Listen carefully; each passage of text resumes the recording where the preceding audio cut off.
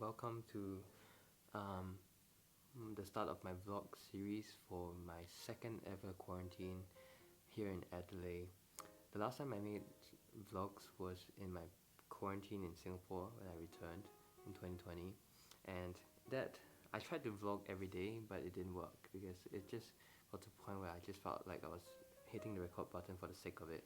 And but apparently, even though the videos are crappy in my opinion, people really found them interesting, based on the feedback I got from like two people.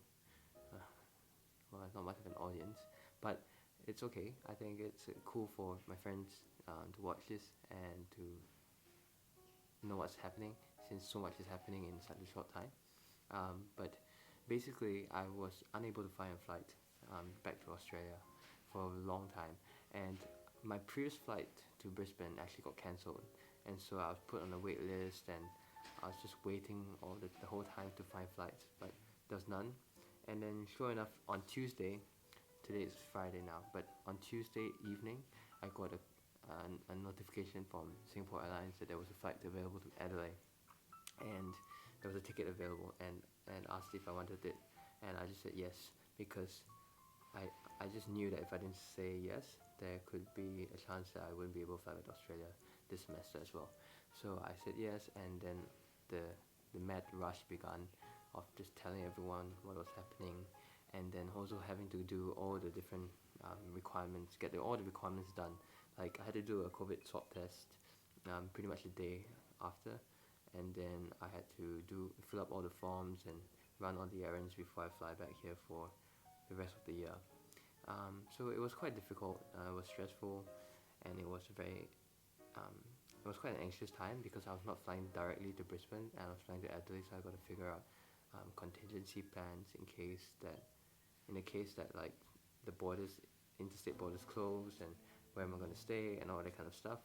And of course, it's emotionally difficult as well because I already had plans to meet people this week in Singapore, but I had to cancel all of that and kind of explain why. It was really difficult, and of course, Priska, my girlfriend, um, it's always tough to say goodbye, and um, but the good thing is this is the last time, and so I'm really excited about that. Anyway, um, got to Brisbane. The flight was quite good actually. It was an overnight flight and on Singapore Airlines. And the amazing thing is that every person gets assigned to one seat in a row of three. So if the sitting configuration was 3-3-3, and there's room service at the moment. Let me just wait. Sorry about that. Dinner just arrived. So when I was speaking, it looks like rice with curry or something. Wow, amazing that this is in Australia. And a can of Coke, yum. And some vanilla ice cream, amazing. Excited to have that. Anyway, back where was I? Yes, the flight. The flight was amazing. You had basically the whole row of seats, and so everyone literally just took up the armrest and just lay flat down, and so I did that too, and it was really nice. It was like a first class seat. You could just lie on your back and sleep the whole flight, and it's probably the best sleep I've had on an economy ticket. So that was amazing. The funny thing was that even during the turbulence, and the seatbelt signs are on, the air stewardess didn't really bother anyone to wake up and to sit upright. So it was pretty fun that sometimes when there was turbulence and you know how the plane just rises and falls unexpectedly, and you're just lying flat. So it feels like you're just being thrown up and down, but it was fun. Anyway, the flight was really good. I slept really well, landed, and I have to say I'm really impressed with the way they've managed the whole thing. Of course, the checkout process was longer than usual, um, because you've got to go through all this biosecurity screening, but they did it really well. Like I felt like they ensured that the traveler wouldn't be too stressed, so they were very organized, and they were really clear about the instructions, which was great. I think there's a lot to learn from that. Anyway, so they asked you some questions about whether you're having cough or flu, and all the symptoms of COVID. Lack of taste. Can you taste the food in the plane? And then after that, they ask you to sanitize your hands, and then they give you a new mask, to the one that you're wearing, and you dispose the one that you're currently wearing. Then they escorted you to, of course, the usual immigration stuff. I was really glad that I didn't get picked to have my bags checked. They actually checked a lot of people's bags, and I think I was like one of the few ones who were just able to just walk through the whole thing, which was nice. I felt like a VIP.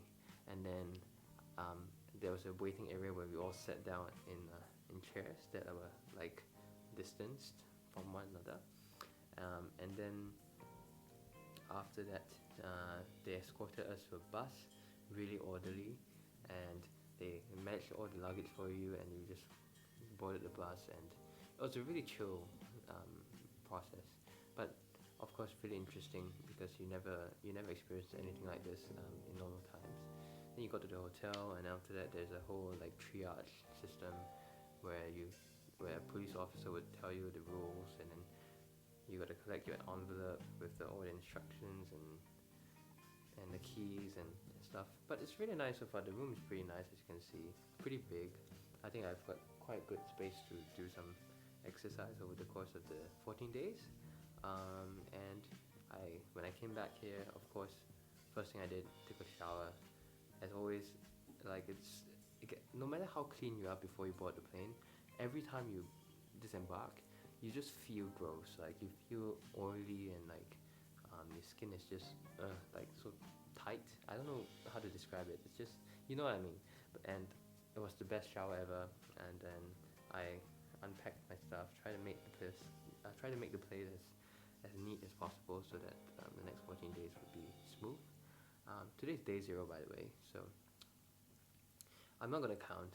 I'm just gonna live day by day, and yeah, and unpacked my stuff. Had a shower, then lunch came. Lunch was like a really healthy wrap and salad kind of thing, and then what else did I do?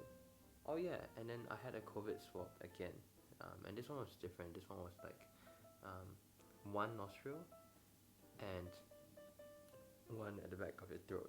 The previous one I had in Singapore was both nostrils, so without the throat. So that's interesting. If you're going to go for a COVID test swab, don't worry about it.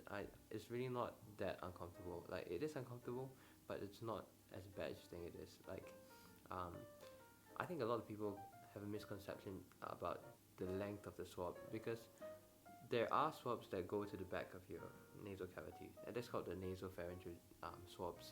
And I think they do use it for COVID, but actually most of the ones that you have for COVID are actually just the middle. I can't remember the name for it, but it's the mid ones. So they don't go all the way; they actually go just a little bit, and so that's much more comfortable, as you can imagine, compared to the ones that pretty much tickle your brain. So it's actually not too bad. So don't worry about that. And it's really it's not that bad as people like to make it out to be, or as you see on social media posts every now and then. Anyway, I'm going off topic. So far it's been okay, and the other thing that happened today was there was a false fire alarm, and it was a really noisy fire alarm. And the funny thing was, I was actually in the toilet about to take a dump, and just as I was about to sit on the toilet bowl, I was wondering, maybe I shouldn't do this, because what if there was actually a fire and people in hazmat suits had to come in, barge in my room, and like drag me out? Wouldn't be very pretty if I was in the toilet. So, of course, I called the receptionist. Actually, the funny thing was, the alarm was so loud in my room that I had no idea it was ringing outside as well. So I actually called the reception, and then I was like, "Hi, there is a beeping sound that's really loud in my room, as you can probably hear through the phone." And the guy was like, "Yeah, it is happening throughout the whole building." And I was like, "Oh, cool, thank you." And then the conversation ended, which is pretty chill. given that it was a fire alarm. But of course, the interesting thing about fire alarms in Australia is that I think in certain buildings like the university or the hospitals or the like hotels like that, I think if the fire alarm goes off, they actually can't turn it off themselves. They have to wait for the whole fire brigade to come and investigate the whole building before they can say that there's no fire and yes, you can turn off the alarm. So that's why the alarm rang on and on and on and on to the point that I was like, this is not a good start to quarantine. But actually, it's not too bad. So that's been my day so far. I'm looking forward to dinner.